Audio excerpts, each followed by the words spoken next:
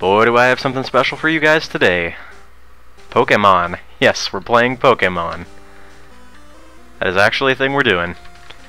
Now, it's hard to overstate how much I actually played this game when I was a kid. Let's just put it this way. In the red and blue version, I actually had all 151 Pokemon and pretty much mastered and explored every single thing in the game. So I thought it might be interesting to go back and do sort of a playthrough slash walkthrough of the game. Maybe point out some of the stuff people don't necessarily know about and that sort of thing. So with that in mind, let's go ahead and get started.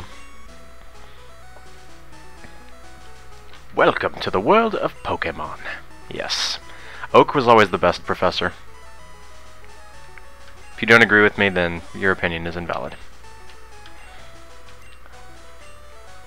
Yeah, you can either use them as pets and love them, or, you know, use them to fight each other. It's sort of like, never mind, I'm not going to do the Michael Vick joke there. Although by mentioning it, I technically just did.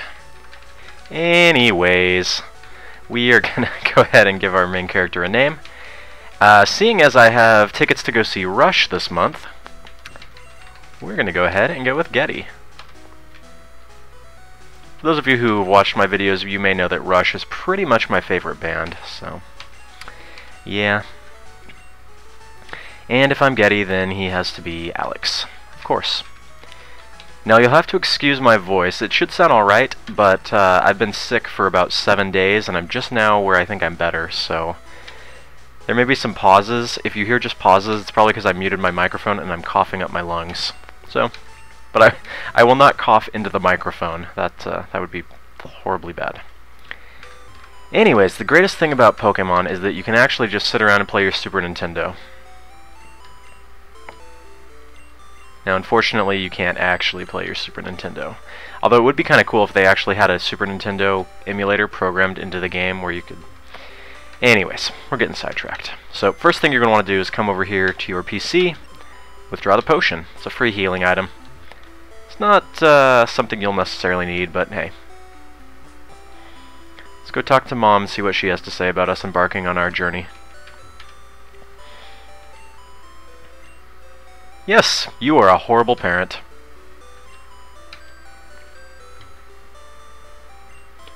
Four boys walking on railroad tracks. You see, that is symbolic of moving on, going out, finding your own way, just as the main character in this game is going to be doing, because... Okay, let's go. Now, she did say that Professor Oak next door is looking for us, but we know better than that because we played this game before, so we're just going to try to exit the town.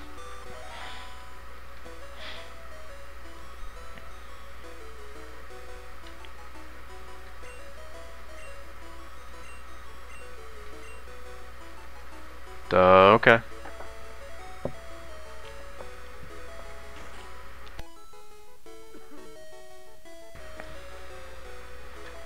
See? I muted the mic and coughed. You guys didn't even notice.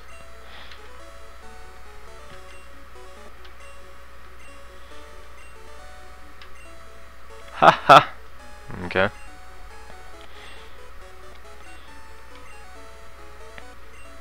Must have gambled them all away in Pokemon Vegas. Or Celadon City? Is that where the gambling place is? I don't know. Anyways, as you probably all know, you can choose from 3 Pokemon at the start. This isn't a, a new thing anymore. And in the original game, your choices are Charmander, Squirtle, and Bulbasaur. Now, for me personally, I usually chose either Charmander or Bulbasaur when I was playing this game as a kid, in the multiple times that I've beaten this game. For the purposes of this playthrough, I really don't have too much of a preference, but I think we're just going to go with Charmander. I do like Charizard. It's worth noting that this choice doesn't really matter that much because none of these Pokemon are actually in the top tier if you look at competitive play and that sort of thing. Now, I was never involved in competitive play, but I do know a little bit about it. And you'd be surprised how big competitive Pokemon play is. especially since new generations keep coming out. Alright, so if I'm Getty and we got Alex, it's going to have to be Neil. That completes our holy triumvirate of Rush, I suppose. Alex, being the troll that he is, will always pick the Pokemon that has yours weakness.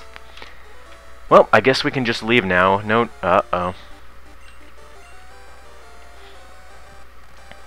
Yep.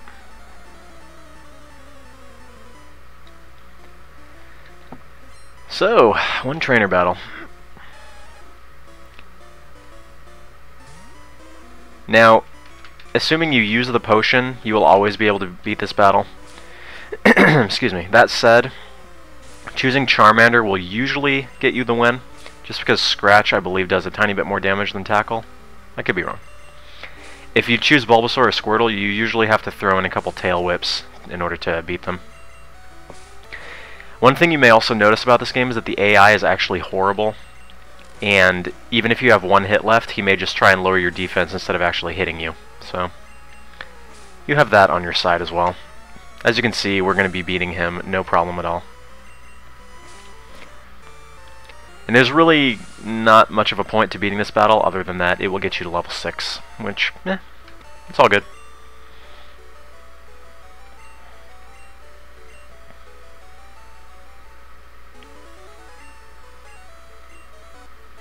Smell you later.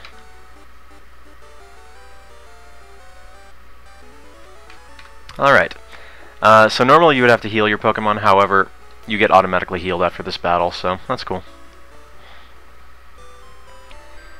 So at this point, what we're going to want to do is head north into Viridian City.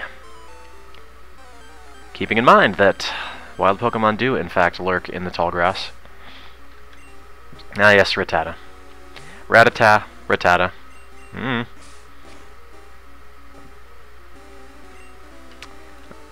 The thing you need to know about Rattata is that it's pretty much useless. Although I prided myself in... wow, he's really just going to tail whip me. Okay, I'm okay with that. Hey, right on. Anyways, when I was in when I was younger and playing this game, I prided myself on the fact that I had a level 99 Rattata, who I didn't evolve, but I gave him all sorts of good moves like Hyper Beam, Body Slam, and that sort of thing.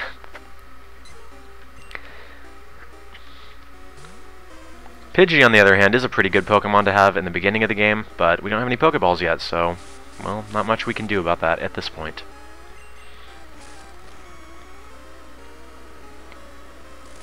Now, as I said, the plan here is to make this both a playthrough and a walkthrough, in a way.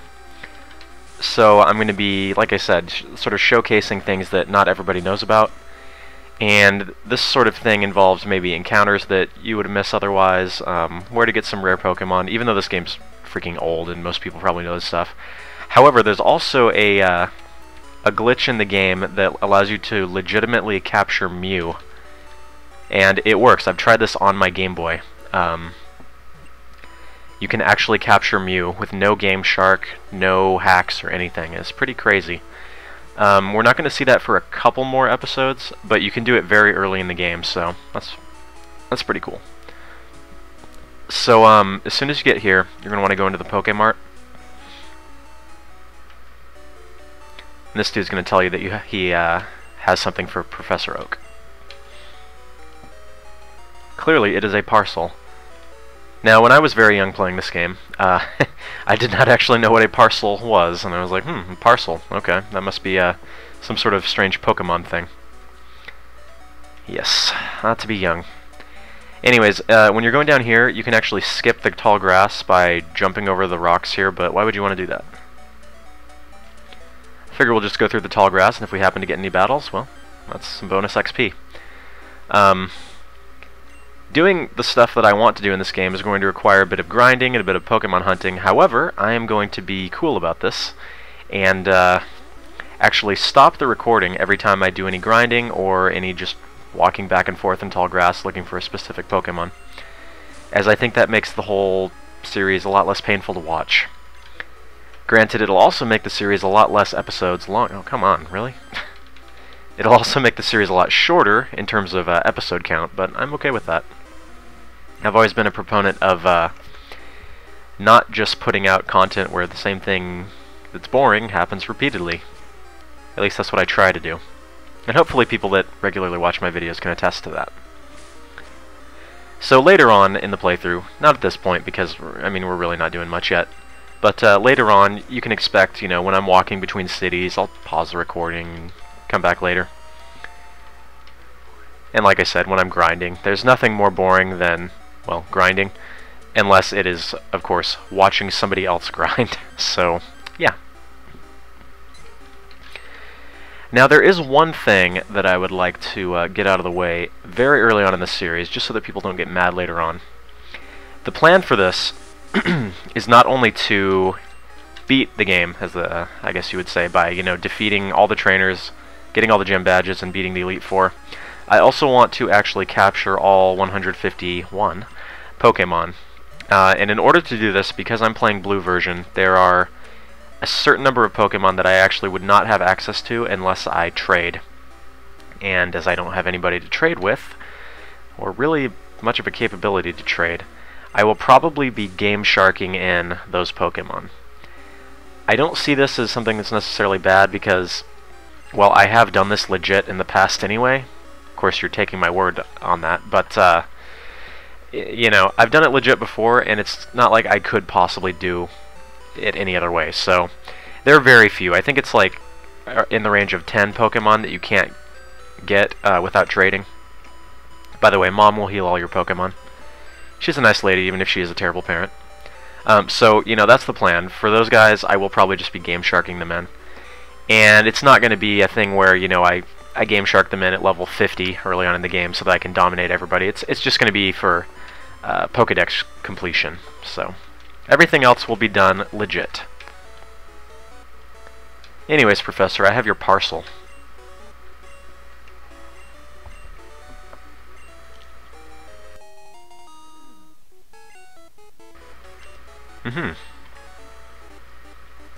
All in all, my voice seems to be holding up pretty well.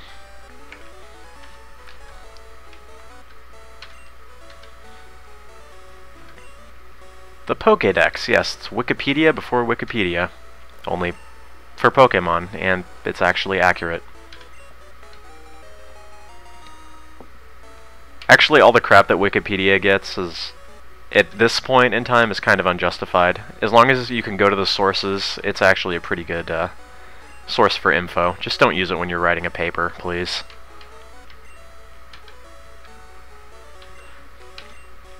Anyways, as Professor Oak just said, basically his dream was to compile data on every Pokemon in existence. Now that he's too old, he's basically going to live vicariously through his grandson and this other, like, 10-year-old boy who he barely knows. So, that's cool.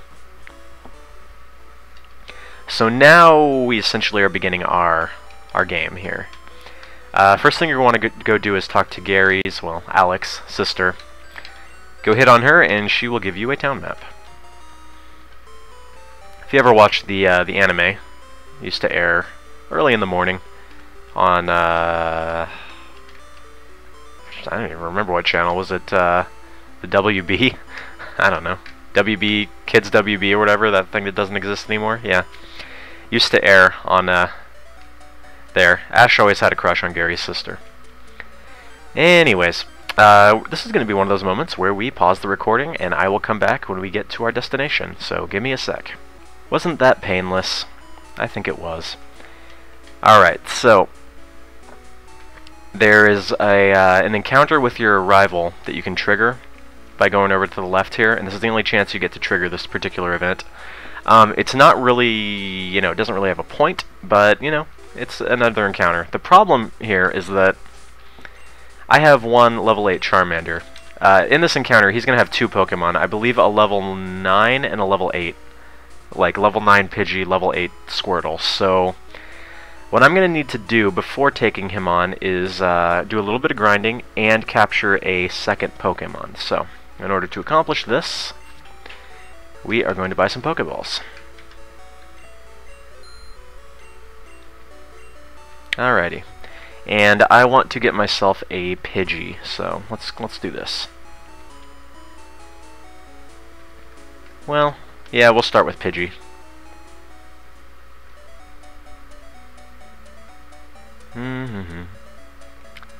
Yep, this is what you do a lot of the times in Pokemon. You just walk back and forth. I don't care about Rattata. See, I'm just not going to know how to pronounce it, so I'm sorry. I don't really care about him. That said, you know, might be worthwhile. I don't know.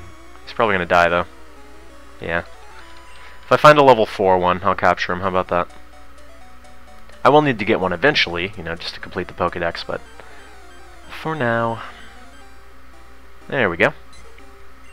I was hoping he'd be level 4, but that's okay. It's not like it takes that long to get from level 3 to level 4. And because the Pokemon in this stage in the game are pretty weak, you usually should be able to get them, even if you only weaken him that much. Hey yo. Don't even ask me why I said that. I will try never to say that again.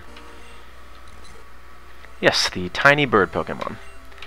And I guess we're going to keep going with the musical nicknames here. So we're going to start with another one of my favorite bands, King Crimson. And we're going to be going with the 80s lineup because that's my favorite lineup for the band. So I guess Pidgey would be Adrian. That would be Adrian Belew, who was the guitarist and singer, one of the guitarists anyway. He also, I'm not sure if many of you know this, he played guitar for David Bowie on the Heroes tour, I believe. So that's kind of interesting. Or, no, it might not have been Heroes, but it was on one of the tours. And Robert Fripp from King Crimson actually played the infinite sustain guitar on the song Heroes for David Bowie. So, anyways, we're going to heal up here. And I think what we're going to do is do a little bit of grinding just to get our guys up to probably level 10 and level 10. So, yeah, I'll see you guys in a sec. But I think it might be a good idea to get one of these guys as well. Even though he's a level 2, it's fine. I don't care. Like I said, it doesn't take that long to grind level 2 to level 4, so...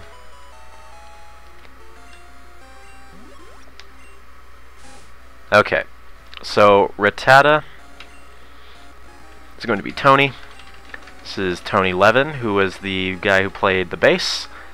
And the Chapman stick. If you don't know what a Chapman stick is, it's sort of like a 10 to 12 string monstrosity it's like a cross between a guitar and a bass that you play upright by tapping. Yeah, it's as crazy and awesome as it sounds. You want a good example of a Chapman stick? Look up the song Elephant Talk by King Crimson. It will blow your mind. But that main instrument that you hear in the beginning, that is a Chapman stick. Anyways, back to grinding. See you guys in a sec. Alright, so we got level 10 and level 10. That was fairly painless. Anyways, to trigger this event, you're going to want to come over here to the left. This is actually going towards Pokemon League, which you can't get into yet, obviously. Managed to avoid the random battle there, that's good. It's really easy to miss this, so, you know. Again, there's not too much of a point to hitting it, but we're going to go for completion-ish in this game. Although, if you happen to find this on accident, you're most likely going to get wrecked, because, yeah. Anyways, he shouldn't be too much of a problem at this point. Unless he uses Sand Attack over and over. One of the most irritating moves in the game, that's for sure.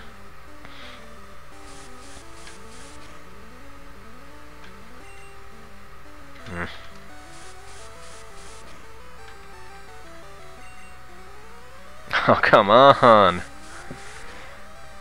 We got 1 or 2 sand attacks on us, but man. Could that be the end of Pidgey? Or Adrian, sorry. Well, that's what happens. We should be okay, though.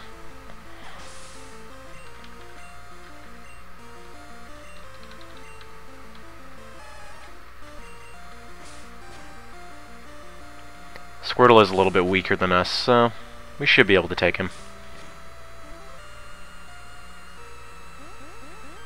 And he does have Bubble at this stage in the game, but he's refusing to use it, so that's okay. Now we also have Ember, which is a stab, but I don't think it's going to do... Yeah, it's going to do less damage than Scratch anyway. For those who don't know, a stab is basically a move of the Pokemon's same type, so it does extra damage. Yeah, he's dead. No problem.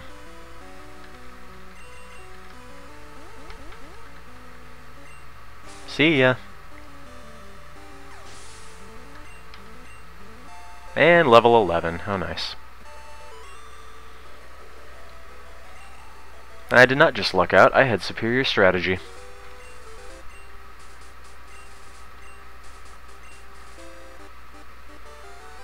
So yeah, there's that. Again, not really any perks to winning it. You get a little bit of money and a little bit of XP.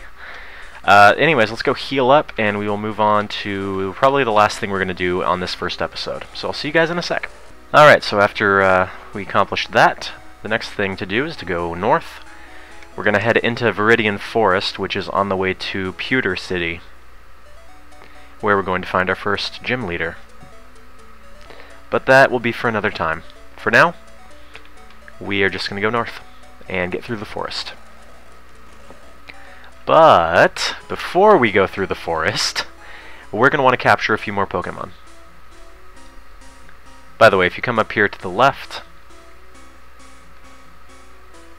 you'll find yourself a Pokeball, just in case you happen to forget to buy them. So that's nice. Now, we'll wait for one encounter here, and hopefully it's who I'm looking for. Yes, Caterpie is who I'm looking for. You may think, why Caterpie, but there's a very good reason. Wow, that did a lot of damage. Can I hit him one more time? Nope. 2 critical hits. Good job, Tony. Okay, let me come back when I find another Caterpie. Okay, now it shouldn't be a problem. And hey, level 4. That's more than I could have asked for. Well, not really, but, you know, it's better than level 3. Yeah, Caterpie, right on. Caterpie is going to be important in the next episode. And Caterpie is going to be Robert. That would be Robert Fripp, who is the lead guitarist for King Crimson, and actually the only member who has been in the band constantly since the 60s. So, yeah. He's also one of the most ridiculous guitarists pretty much ever, and that's not really arguable. So, yeah, look him up. He's crazy. Anyways, there's one more Pokemon in here that we want to capture right now, so give me a second to find that guy, and I'll be back. There we go. Yes, you can find a Pikachu in Viridian Forest. Let's do it. This little trickster is a little bit harder to capture, but... oh, no, we didn't quite get him. And basically, if you miss him the first time, just keep trying, and you'll usually get him after 2 or 3. I don't want to hit him again, because it's probably going to kill him. Ah, come on. Come on. Come on, Pikachu. Why you have to be like that?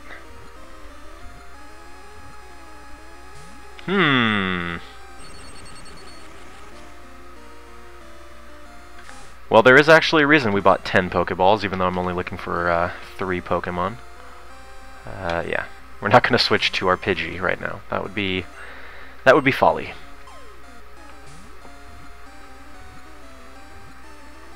Gotcha.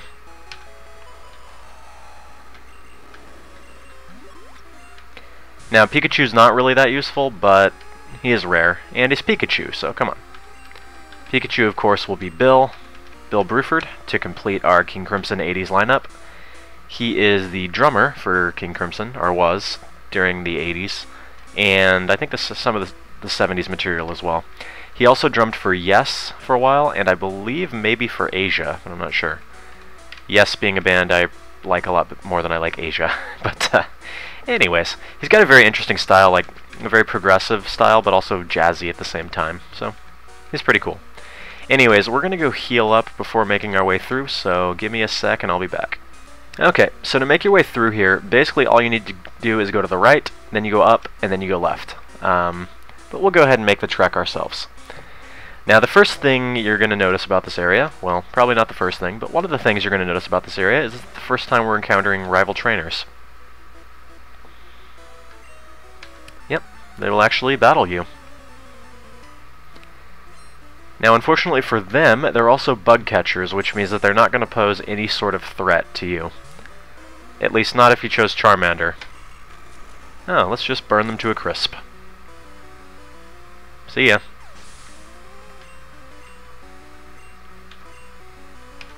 And I'm going to split up the XP between Neil and Adrian, I think, this time. If we can get a Pidgeotto early in the game, that's pretty good guy to have.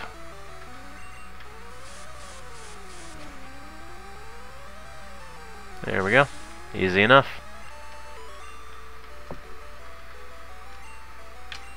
You were right. Caterpie cannot cut it. You can stay out of the tall grass for the most part here. It's not really necessary, but since we're not looking for anybody else here right now, we're just going to stay out of it for the most part. Yes, you can't jam out if you're a Pokemon trainer. Is this the point where I start singing Come On and Slam if you want to jam? I don't know. I hope so.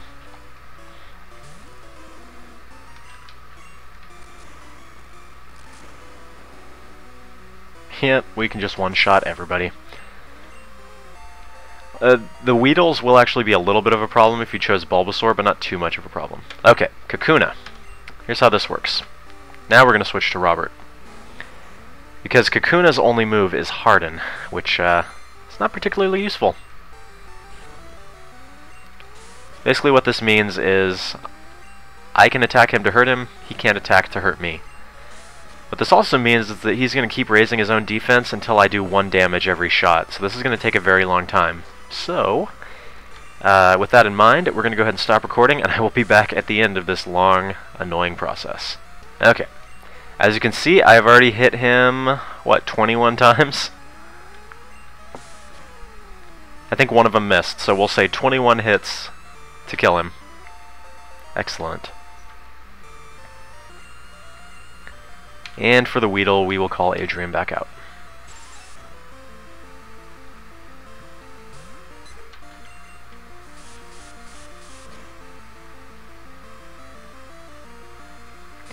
Now, despite how simplistic this game's battle system is, and how annoying it is that you can only use 4 moves, that actually does contribute to making the game a little bit more strategic, maybe tactical. The reason being that if you can only choose 4 moves, you have to choose them carefully, right?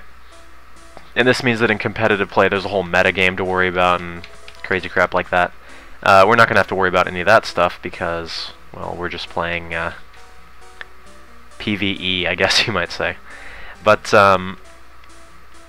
it also means that 2 Pokemon of the same type, you know, can...